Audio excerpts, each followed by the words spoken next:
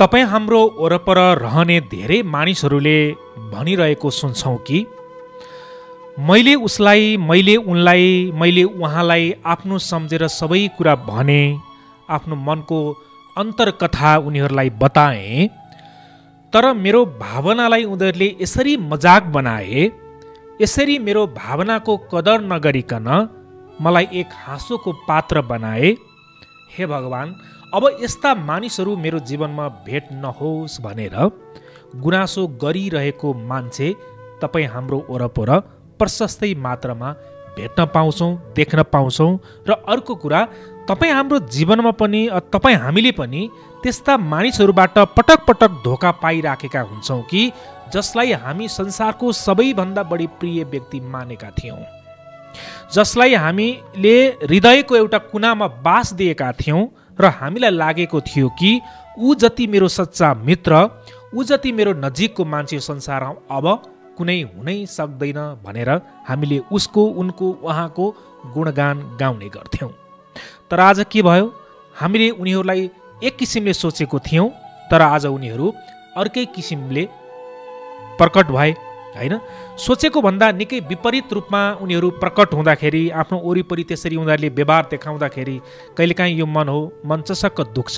म तपाईँलाई के भन्दैछु भने, आफ्नो मनको किताब त्यो व्यक्तिको सामु मात्रै खोल्नुहोस् जसलाई पढेर उसले बुझ्न सक्दछ। कति यो गहिरो भनाइ छ हेर्नुहोस् है।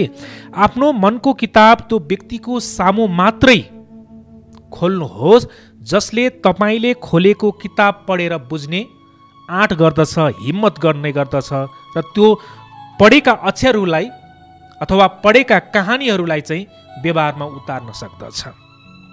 हामी कति साथीहरूको बानी हुन्छ नि, यो त मेरो नजिकको मान्छे, यसले त के गर्छ र भनेर हाम्रो अन्तर हृदयका कुराहरू, हामीभित्र भएका सकारात्मक कुराहरू, हामीभित्र भएको नकारात्मक कुराहरू, हामीभित्र भएका कमी कमजोरीहरू सबै हामी छत्ताछुल्ल हुने गरी उनीहरूको सामु पोखिदिन्छौँ। हामीलाई लाग्छ कि उसले मलाई जीवनमा धोका दिनै सक्दैन, उसले मलाई जीवनमा त्यस्तो कठिन परिस्थितिमा लैजान सक्दैन। हामी त्यो किसिमले विश्वास गरेर, त्यो किसिमको भरोसाले आफ्नो मनको किताबहरू, आफ्नो मनभित्र भएका सबै कथा व्यथाहरू, अन्तरआत्माका जति पनि पीडाहरू छन्, जति पनि सङ्घर्षका कथाहरू छन्, हाम्रो जीवनमा घटेका राम्रा नराम्रा सबै घटनाहरू हामी ती सम्बन्धित व्यक्तिहरूलाई छत्ताछुल्ल हुने गरी पोखिदिन्छौँ। र त्यसको रिजल्ट के हुन्छ हेर्नुहोस् है। धेरै मान्छे धुरुधुरु रोएका छन्। आफ्नो गोपनीयता, आफूभित्र भएका कति कुराहरू साथीलाई भनियो, तर त्यो साथीले आज समाजमा त्यो नकारात्मक रूपमा फैलाइदियो, जसले गर्दा समाजमा मुख देखाउन पनि मलाई गाह्रो भएको छ। मैले ऊ बाहेक त अरूलाई यस्तो कुरा भनेकै थिइनँ, तर आज उसैले मलाई यसरी धोका दियो, समाजमा मलाई कति अप्ठ्यारो भइराखेको छ भनेर धेरै साथीहरूले भन्नुहुन्छ।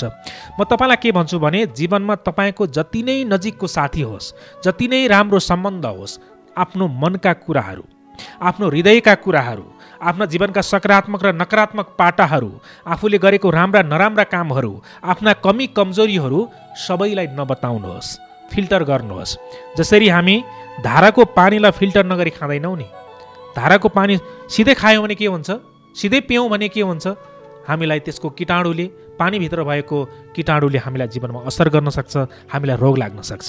त्यसै गरी जीवनमा पनि सम्बन्धलाई फिल्टर गर्न सकेनौँ भने, सम्बन्धलाई हामीले राम्रोसँग छान्न सकेनौँ भने, जसलाई हामीले केही भन्नुपर्ने छ भनेनौँ र जसलाई भन्न नहुने थियो उसलाई भन्यौँ भने के हुन्छ, जीवनमा रुनु बाहेक अरू पनि केही पनि हुँदैन। त्यसकारण म तपाईँलाई भिडियोको अन्तिममा के भन्छु भने, आफ्नो जीवनमा घटेका घटनाहरू, सकारात्मक र नकारात्मक कुराहरू, आफ्ना कमी कमजोरीहरू सबैलाई छत्ताछुल्ल हुने गरी आफ्नो सम्झेर, आफ्नो मानेर, यो त को हो र, म जस्तै हो है, म भन्दा ऊ के फरक छ र भन्ने खालको सोच र भावनाले छत्ताछुल्ल हुने गरी पोख्नुहुन्छ भने त्यसले तपाईँलाई जीवनमा एक दिन अवश्य पनि असर गर्ने गर्दछ। कसलाई कति कुरा भन्ने, कोसँग कतिको दूरीमा रहने, त्यो महत्त्वपूर्ण कुरा हो।